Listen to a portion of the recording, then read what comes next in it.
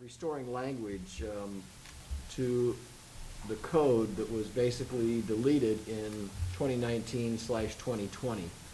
And that language was about firefighters or police officers purchasing a cost of living adjustment or COLA. Just fire. Just fire, excuse me, just fire.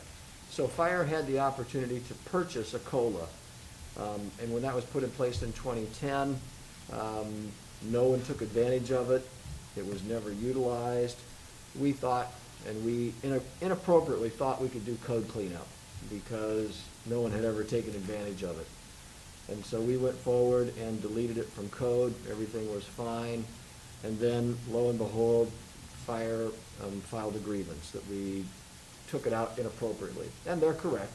So in order to resolve the grievance, we said, you're right, we probably should have checked, even though no one had ever taken advantage of it. So we'll restore it. We don't know that anyone will ever purchase a cost of living adjustment because of the cost that they bear themselves. But nonetheless, it'll be restored. So that's the first piece. So Let me just add to that, even though there are two changes, we're doing it in one ordinance. When it's codified, they'll be separated into the appropriate code sections, but for purposes of putting this on the agenda, and it's all in the same title, you know, we just thought that it would be more expeditious just to put it in one ordinance for both changes.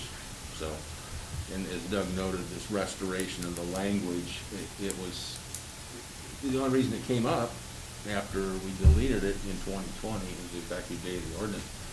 We had somebody from fire talk to Paul about it, saying, oh, hey, I'm thinking about retiring here soon.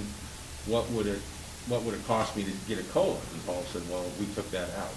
And he's like, well, why'd you do that? So, which led to the grievance, which led to the restoration. So, again, it will not cost us anything at this point to restore it, and it'll resolve the grievance. All right. The second issue is a service credit purchase. This is something that Paul and I have worked on along with Don Tott and our actuaries and external legal counsel.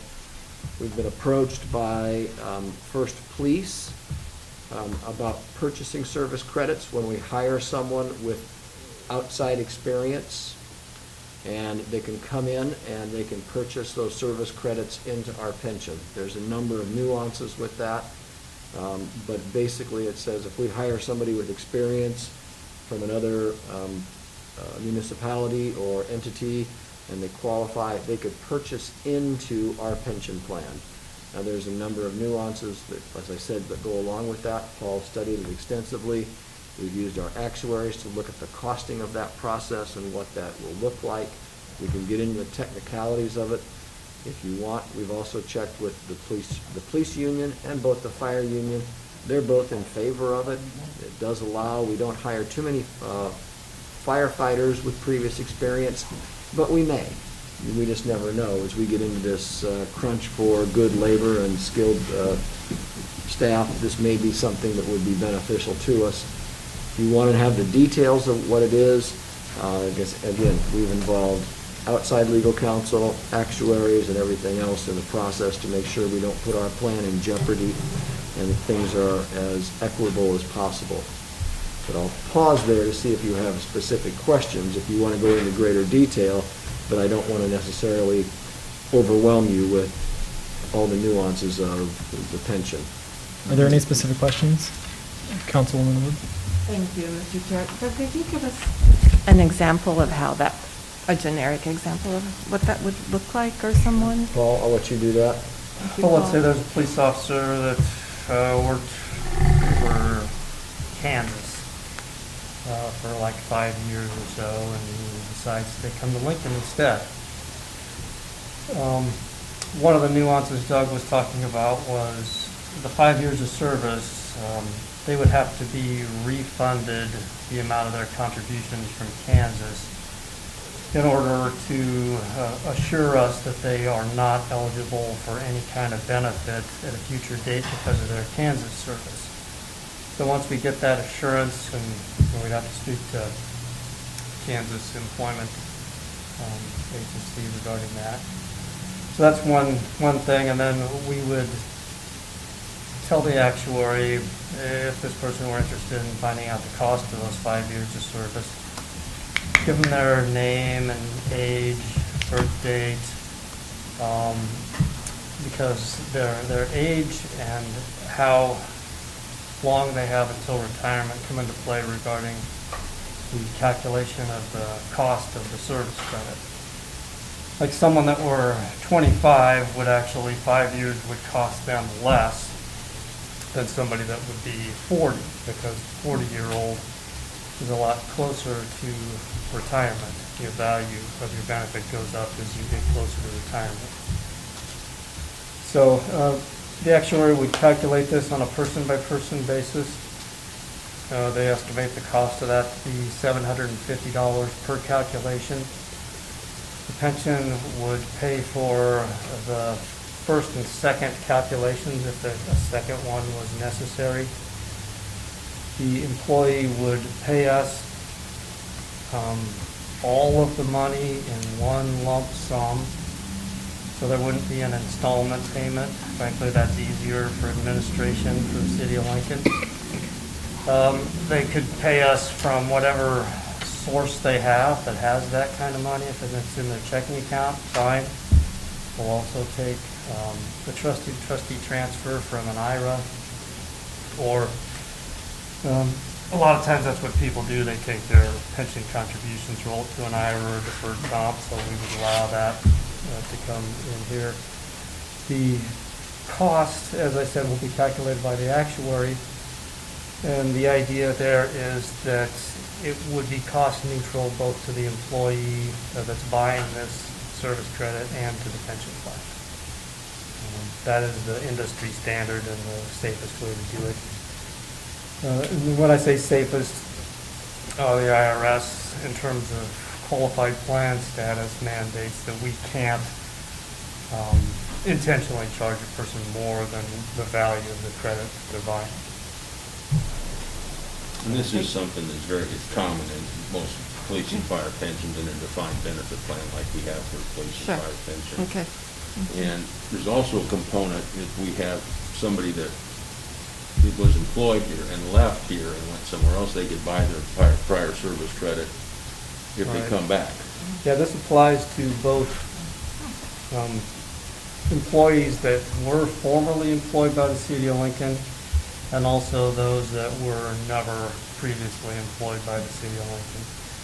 And to keep it fair, we've put in a provision so that if you are currently an employee with the city and have prior experience, you have 5 years after the inception date of this language to purchase the language with your, either from here or from a different employer.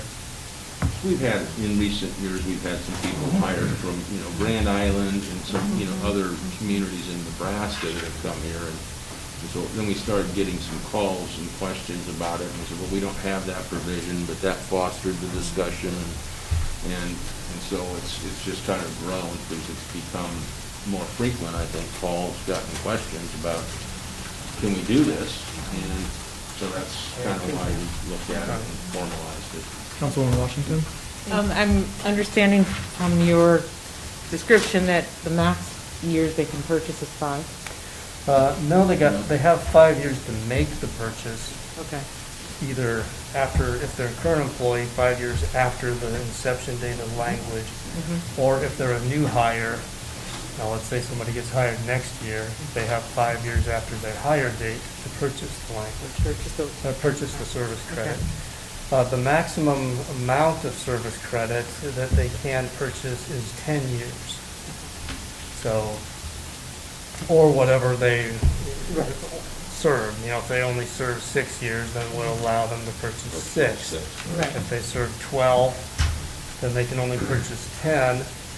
We picked 10 because in the city of Lincoln, it takes 10 years in order to become vested for city benefits on the pension plan. So we know that any prior city of Lincoln employees would have 10 years or less when they return. Thank you. Councilwoman Raybold? And I apologize for being 4 minutes late. So I'm just trying to get a handle on this. You know, I come from the private sector, so not really, after serving as county commissioner and city council, more familiar with pensions than probably other people. But I guess it's customary so that if I'm a police officer in Omaha and, say they're in the private sector, you know, this is, when you leave that place of employment, then you can take and transfer your 401k or roll it over into another 401k that is yours, that you exclusively control and administer. So I'm kind of puzzled. So with the pension program, that's not the case. Any pension, it doesn't automatically roll over. Doesn't roll over. This is a defined benefit, not a defined contribution. Yes, I understand, And but so you cannot necessarily just roll those over from plan to plan. It's not transferable. then I guess, Are you talking about somebody that was in a private sector position? no, in the pension, why can't it, and I think Paul had mentioned that it's hard to define, the actuarials come up with a number. If you've only really been employed for 5 years with the Omaha Police Department, why can't they estimate that value? And that's the value that that officer is paid out, but they have to roll it over. Otherwise they get a penalty for having access to those funds, just like in the private sector. I guess I'm trying to figure out, why isn't it, if it's a defined benefit, why can't they ascertain that amount of that years of service based on the actuarial tables and studies that they have, and it gets rolled over into a private 401k, not a pension plan, but it's theirs for their own retirement benefit still. But then You're talking about the prior employer? say Omaha police officer. Right. Yes, so that it all gets paid out based on. Well, that would be something that would have to happen up there, and then they would get paid out, and they would have it, and they can use that to buy your service credit if they get hired in Lincoln. Well, say, I mean, then the question is, what happens if I'm a police officer and I've worked in the city of Lincoln for 5 years, and, you know, I'd like to have a different career? How do you pay me out for my defined pension benefit? Well, as a City of Lincoln officer, you're contributing 8% of your pension regular pay to the pension plan, and then your contributions earn interest according to the real market rate of return on plan assets. So we have a website where you can look at this every paycheck. But what you get at the end of the 5 years at Lincoln when you leave is your contributions that you have put into the plan plus the earnings on those contributions. We pay those back to you in your choice of the payment format. We can trustee transfer them to a traditional IRA if you want us to. We can send them to some other tax qualified investment like a 457 or a 401k, or we can just pay them out to you. If we pay them out, then there's going to be a 10% penalty because you're taking an early withdrawal from a tax qualified pension, in addition to the regular income taxes. Okay. So yeah, so what we do is we just give you your money and earnings back out of the plan. You're leaving. It's a non-vested separation, so all of that's your money, none of it is city money. You're not, and I guess what year do you vest? 10. Yeah. Police and fire pension is cliff vesting at 10 years. 10 years, okay. Yeah. Say I So- worked 11 years. If you work 11 years. Then I get that full amount plus the contribution from the city? No. If you work anything past 10 or 10 years exactly, Yeah. you do not get any kind of contributions and earnings refund. What you get is a monthly payment that begins when you turn age 50. And the amount of monthly payment depends on your salary and your years of service. So if you worked here 11 years, you get 11/25ths of 64% of your regular pay, which is 26 consecutive paychecks, basically a year. But those payments begin when you turn age 50. So once you're vested, you don't get a refund anymore. You get a monthly payment, and the monthly payment is funded by your contributions and earnings and also city contributions that vary depending on the benefit you're able to receive.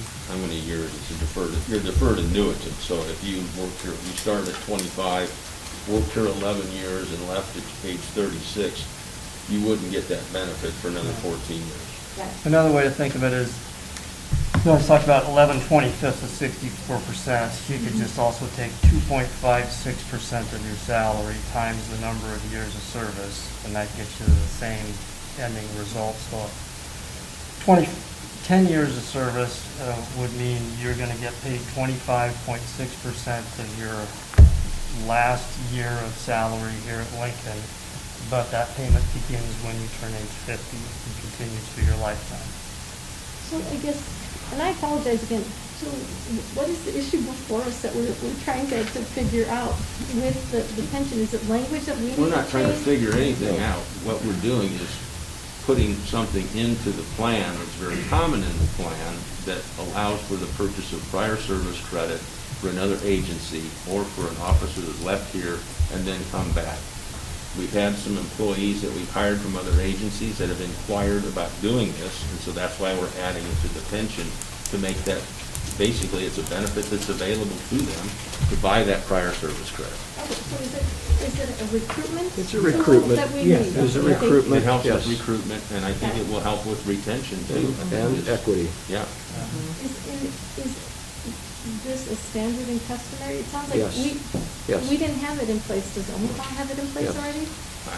I don't know. I don't know, but in talking to our actuaries on the issue, they say it's very common in the plans that they work on. Yeah. And we actually had a form of this in place, but only for employees that used to work here, not for Other employees agency of other employees. agencies. But they come back. Right, If if they if wanna you were, come back. yeah, a city of Lincoln police or fire who left, if they wanted to come back, they could buy their previous service credit.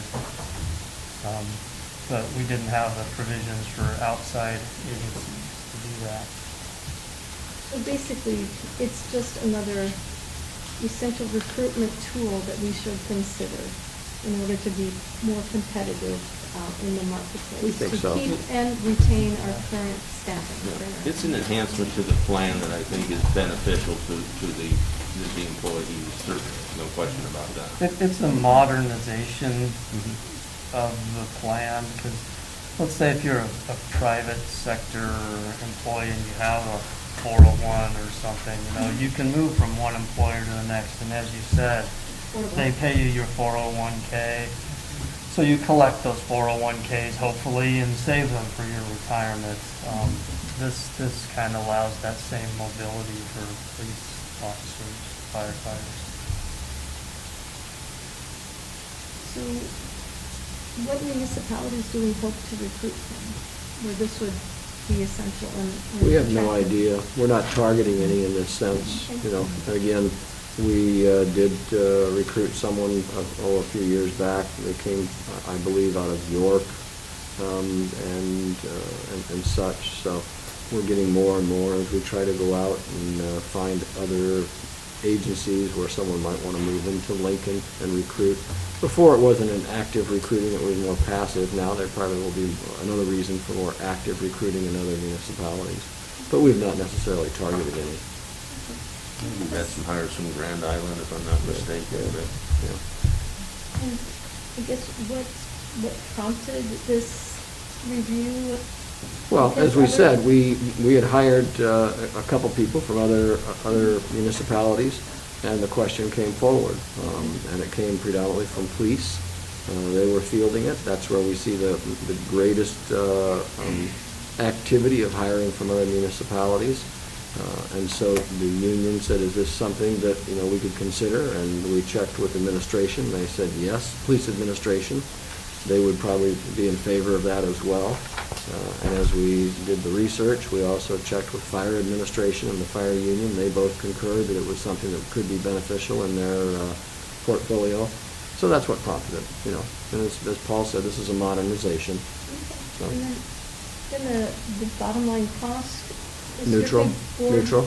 by the individual. Okay. Other than the $700. Yeah. $750 to calculate Yeah. the actual, Yeah. the cost to buy it. So if I made the request and I wanted to buy 7 years of prior service credit, we'd have the actuary do that calculation, and it'd be about $750, and they would come back and say, okay, to buy that service credit based on my age at that time, and likely retirement date, it would cost $120,000, and I'd have to pay that to the plan to buy that 7 years of credit. And they would have, after they get the price quote, they'd have 30 days, at least 30, maybe 60, I'd have to make sure, to get that money to us for that same amount. And also regarding the 750, I mean, it's a late breaking thing that I haven't actually even talked to Don or Doug about, but our actuary is willing to make a program that we can use,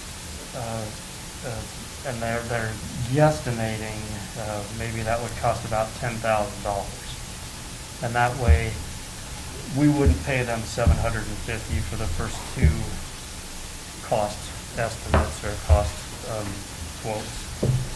But we would pay them $10,000 for this program, and then the program would have to be updated every time we update a mortality table. So I guess we'll have to play it by ear to see how much interest we have in this and whether that makes sense. It might save us money if we went that way. We look at the ROI like we do everything else. I'm gonna, Councilwoman Washington. Thank you for bringing that part up. I mean, I was going to ask the question because I heard you say it would cost the person wanting the service credit $750 for the calculation, and then if they needed another calculation. And I was very curious why someone would need two calculations or more than one. Well, I mean, the pension will pay for two, and then after two, the cost would fall to the employee to pay. Oh, okay. And the reason we agreed to two is because, let's say they have 8 years of service credit and they want to buy it, and that comes up to $200,000. I don't even know if that's close. And that's more than what they have.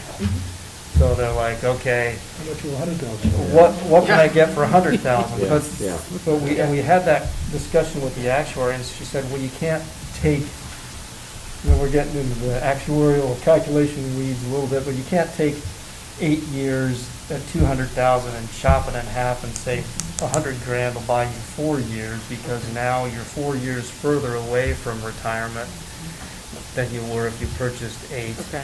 So there has to be a whole new calculation based upon the 4 years. So then we're like, all right, if we know that 8's too expensive, we'll pay for another one, but that's it. Thank you. Because we can't do a reverse actuarial calculation. If we had a whiteboard, we could draw it all out You know, for it feels more like we're moving from algebra to calculus, and I am done with my questions. Yeah, if we had a program, then I could type in stuff. I do want to be respectful of time. We only got about like 5 minutes left before we start at 2 o'clock, Director, so. A real quick question. I guess I'm a little bit surprised. Usually if there is a question of dispute, that's when the party pays for the second one. And you're saying that's already in the pension documents that we pay for 2? Well, it's not really a matter of dispute, it's a matter of changing their minds, as Paul identified, that if I wanted to get 10 years, but that was too costly, but now I want to get 5 years, then we would pay for the first 2, so. Okay, thank you. Any further questions or comments from the council? You will not see this till October 18th on introduction, but just so you're aware of it. Thank you. Okay? All right, we'll go ahead and adjourn our pre-council, and then we'll be back in 4 minutes for our 2 o'clock. Yay. Thank you very much for your time. Thank you, gentlemen. All right, thanks. Thank you.